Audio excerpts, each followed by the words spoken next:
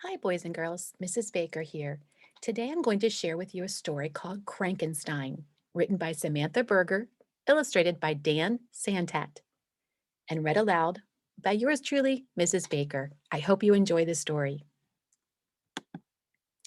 Have you seen Crankenstein? Oh, you would totally know if you had. You would say, "Good morning. How are you?" Crankenstein would say, "Mrrr." You would say, "Who wants pancakes?" Crankenstein would say, "Mrrr." That's because the bottle is empty and Crankenstein could only use a small drop of syrup on that large stack of pancakes. You would say, "Time for school."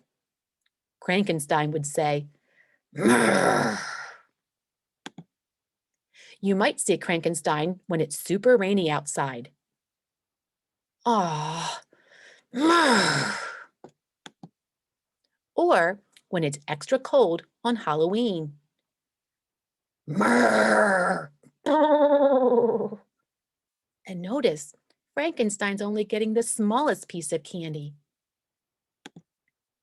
Or when it's way too hot for popsicles.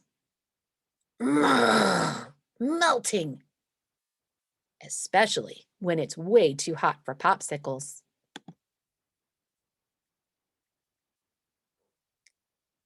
You can be sure to find Crankenstein in a long, long line. Crankenstein does not like long, long lines. Or when it's time to take gross cough syrup. Crankenstein does not like gross cough syrup. And you'll definitely see Crankenstein when you say it's bedtime. Crankenstein really does not like it when you say it's bedtime.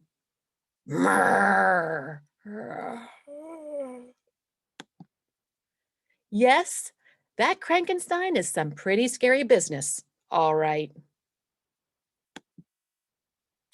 But just when you think that monster is here to stay, he might do something that surprises you. Because when Crankenstein meets another Crankenstein,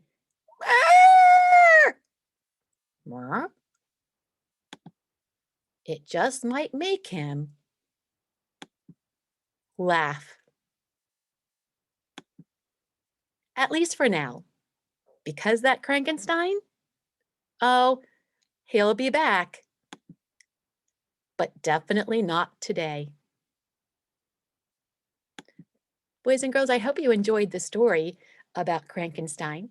And as you can remember in the story, he, that means Crankenstein, feels cranky when there is not enough syrup for his pancakes. He has to go to school. It's raining outside. He has to wait in long lines, or when he has to go to bed. The story made me think about when I get cranky sometimes. Sometimes I feel cranky when I have to get up early or go to the doctor's to get a shot. I get cranky when nobody will play with me. I get cranky when somebody eats the last cookie in the jar. I also get cranky when I lose something. We can all turn into Crankenstein every once in a while.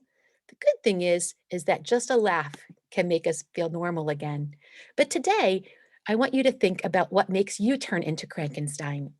Here are some examples of reasons why other boys and girls turn into Crankenstein. It might be when a little brother goes into your room and while you're at school, it makes a big mess. Or maybe you get cranky or turn into Crankenstein when you go to the fair and find out that you're not tall enough to ride the roller coaster.